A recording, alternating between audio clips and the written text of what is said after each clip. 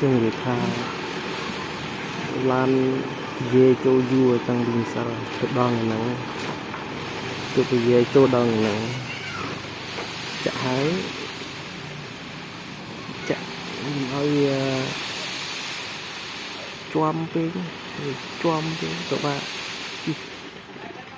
ចាក់ពេញអត់ដល់ពូដាក់ចុះវិញសិនតិចតិចហើយខ្ញុំរមើលមួយឡានទៀតអត់ដល់ទេចាក់ហើយមិនតាន់មិញទិញនឹងហើយជាត្រូវរមនឹកមកជួយកាប់ដីមកជួយជូតដីអត់ដល់ទេ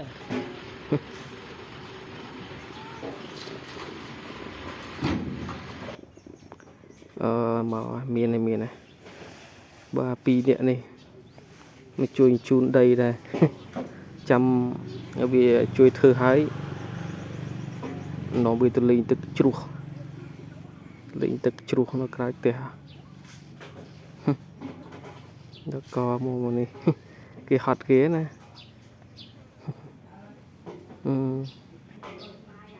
ដល់កណា